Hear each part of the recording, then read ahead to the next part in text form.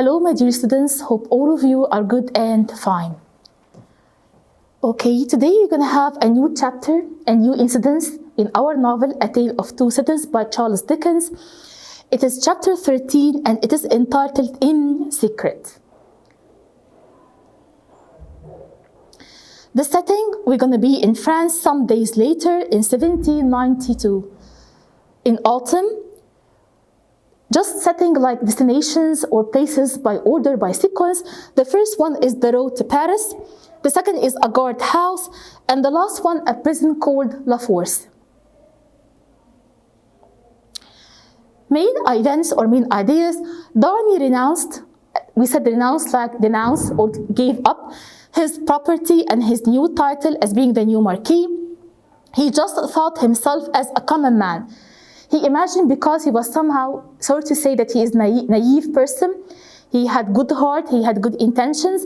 So he believed that by giving up his title, his lands and his fortune, the angry mob would forgive him. They would make sure of his own good intention. That's not true, by the way, ever, because they would never forgive him. He didn't realize that that kind of like the angry mob, in France, still viewed him, regarded him as the new Marquis, the Marquis of Evermont, an aristocrat who deserved to die. Okay? The second idea is Darnay's difficult journey to Paris. You're going to see right now how it was so hard for him. Darnay also, he would travel to France with the help of escorts. The escorts are person or group accompanying another person to a place under protection to provide safety. So we call him what? An escort, like guards. And he, Charles Darnay, he would be imprisoned, sent to prison, in a solitary cell, in a cell alone. In which prison? In a prison called La Force. So how many prisons do we have in France? We said the Bastille, the Force, and Abbaye. Darnay charged, his accusation was simply being an immigrant. If you're going to ask me about what were the conditions in France after the French Revolution, are the conditions good or bad? Let me tell you. Conditions in France after the revolution were getting worse. Okay, Darnay's journey wasn't easy at all. Why? Because every town and village has had its band of citizens. What I mean by the word citizens, like patriots, jacks, and patriots, here it is, and patriots with guns ready to fire, shoot. They stopped all travelers to and out of Paris. They questioned them all, inspected their own papers, and after that they may do what? They just send them back or let them go complete their journey or arrest them, put them to prison, send them to prison. Can you imagine?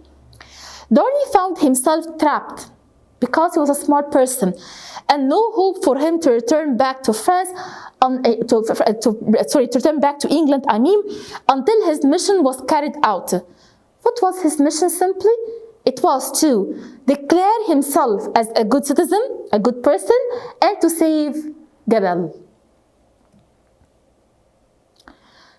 Let's talk about his difficulties, casualties, a lot that he encountered on his way to Paris or on his way to France.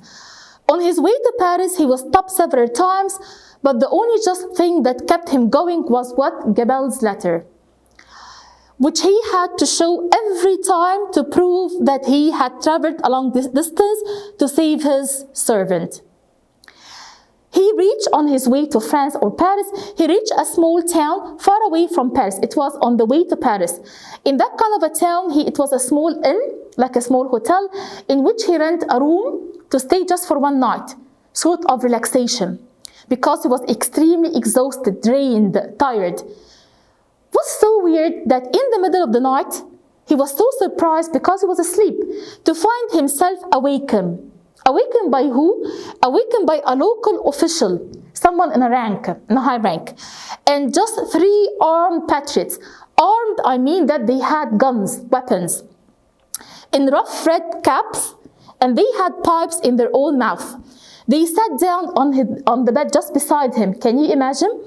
And he was informed, by them that he would send to Paris guarded by escorts. It's like because he's a stranger and because it was like a rule after the French Revolution, if you need to travel to Paris, you need to travel under the protection of what we called escorts. He was informed, Charles Darnley, that he must pay for 2 armed men who would accompany him to the gate of Paris. So it was arranged that Darnley, if you want to travel to Paris, he said, yes, that's my intention, but I can go alone. They said, no. If you need to travel to Paris because we have new rules after the French Revolution, you had to travel under the protection or guidance of escorts, and you have to pay for them. Pay what? Heavy amount of money. So Darnley had no choice. So he paid money for the escorts. How many escorts? How many people? They were simply 2. Okay? If you imagine that here I have Darnley on his horse, on the 2 sides of Darnley, as if they arrested him. Here was a man and here is another man. They kept going, okay, on their way from that kind of a town, going to Paris.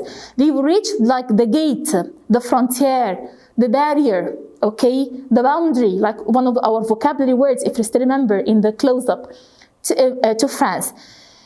When they reached the barrier of France, okay, the barrier was completely closed. And there was like we called a guard house. And there were some jacks also checking papers and so on. Let's see, come on. He was informed that he must pay for 2 armed men who would accompany him to the gate of Paris. Once they reached the gate of Paris, they stopped.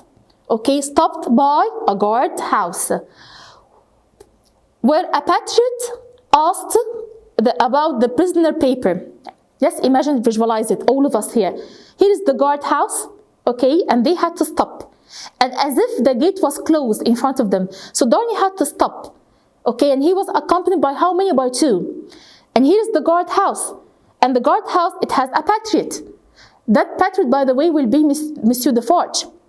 Monsieur Defarge, when he saw a man coming and he had 2 escorts, so he assumed that that man might be a prisoner. He's going to be taken to a prison. So he asked for the paper of that. He said, where are the papers of the prisoner? Darnley was completely like struck, astonished by that sort of question. And he just tried to clarify himself, saying that he was a free traveler and he was also a French citizen. Okay, and he traveled here to France just for a mission. Okay, one of the escorts, one of them, he gave Monsieur Defarge, he gave him what? The letter, Gabel's letter. When Monsieur Defarge read Gabel's letter, he was completely shocked because he knew that that person was Charles Darnley. He asked him to just wait for some time. Monsieur Defarge, he went inside the guard house, okay, for half an hour, leaving Darnley outside waiting at the gate. After half an hour, Monsieur Defarge, he returned back and he asked Darnley or gave like permission to Darnley to come or follow him. Darnley followed Monsieur Defarge and they went inside the guard room. Okay. Darnley found inside the guard room, here it is, I have some kind of like patriots. Some were just asleep, some standing, some smoking cigarettes, some drinking wine, okay? And there was a kind of like a desk, and who was just seated at the desk? He was an official, also one of the patriots, but he was kind of an official person. So Monsieur Defarge entered, and he was accompanied by Charles Darnley. Darnley found himself questioned by that man on authority or man in power or the official, along with Monsieur Defarge, who gave Darnley no right to defend himself. That official person, he said, okay, to Monsieur Defarge, what is the name of that prisoner? He said his name is Charles Evermond. Okay, how about his age? He said his age is so-and-so. Darnley was shocked. He said, no, I'm not a prisoner. I came here upon my free will. It's my will, it's my wish, it's my intention. I came here to France because I need to save my servant, Gabel. I have the right to defend myself. When he said that man in power, he said, you have no rights. And you don't have the power to defend yourself. And he said that he just got out a piece of paper, that's man in power, and he wrote to be sent in a kind of prison called La Force, in secret. which means that he issued a decree or a decision that Darnay would be sent to a prison called La Force, and he would be imprisoned in a solitary cell, just like Dr. Alexander Manette. What was Darnay's charge, accusation? Darnay was charged for treason and for being an immigrant, and he would be imprisoned in a solitary cell. Why? Simply because after the French Revolution, the Jacks and the Patriots and so on, they issued a lot of new sort of laws and so on. So Darnay was unaware, he had no idea that a kind of like a degree, like a decision, okay, had passed after the revolution, after the French Revolution, in which the immigrants had to be condemned to death. They had to kill them all with no mercy. And since Darnay was an immigrant because he was living in England, not in France, so he had to be killed. Okay, over and plus that he is also a French aristocrat and he is the last member of the Evermond family. So that's why I'm telling you that Gabel's letter was a kind of like a trap for Charles Darnay. And unfortunately, because Darnay is a good man, he came to France willingly in order to save Gabel. Defarge accompanied Darnay to La Force, prison La Force. And they start talking, like when they were just going to the force, they start talking and they had a kind of a conversation. And they were talking like almost like whispering, hammering, okay? Muttering, I mean.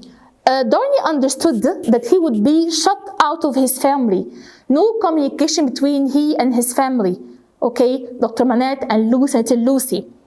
And he will be just locked away in a solitary cell, okay, with no chance of contacting his family or friends and no hope of a trial. Okay? And when they were just going to La Force, the prison La Force itself, Darnay said, like, I don't know what I did wrong. What's my mistake? I came here because I want to save Gabel. And Monsieur Defarge told him that he is Monsieur Defarge, that his own wife, I mean Lucy Manette, she came years and years ago to take her father back from France to England after Dr. Manette had been out of prison, which is the Bastille. Okay, Darnay, when he asked Monsieur Defarge for any kind of a help, Monsieur Defarge couldn't help him. He was completely helpless. Why helpless? Because the revolution, it had rules, and that sort of rules should be simply carried out by all means. Okay. Darnay asked him, "Shall I be buried in that cell forever? Like no chance to rescue my life?" Defarge said a lot of people, I mean like completely innocent people, they had been buried in similar conditions. When he said that, he meant Dr. Alexander Manette, when he was sent to prison for 18 years with no purpose and no right, and he was also innocent. Darnay tried to defend himself, like saying that I'm not like that kind of a sort cruel people, I didn't do any kind of mistake to anyone, I'm completely innocent. Monsieur Defarge, deep inside his heart, he believed in Darnay's innocence, but he couldn't help him. Finally, they reached the prison, which is La Force. Defarge introduced Charles Darnay to the jailer, like prison guard of the force, as the emigrant Evermond in secret, like in a solitary cell. Darnay was taken to his cell, where he had no right to ask for ink, to ask for paper ever. He had only orders to ask for food. That's all. So the jailer, he said, "Darnay, come on, it's yours, like that cell is yours." Darnay entered the cell, and the jailer just closed the door of the cell and locked it up. Darnay found himself alone in a sort of a cell where it is composed of kind of a bed and is so dark, just like Dr. Manette's cell in the Bastille. The cell was closed, and Darnay was now like a dead man whose only hope was to be recalled to life by someone. Let me ask you, before we're going to end that chapter, do you imagine that there's a chance to save Darnay's life? Yes or no? And when you just, if you're going to watch that kind of a movie, I would like to discuss inside the class, in my classes, in Mrs. Valia's class, Ms. Reem Mansour's class, and Mr. Yasser as well. Tell us, all of us, if you still believe that there's a sort of a chance to save Darnay's life.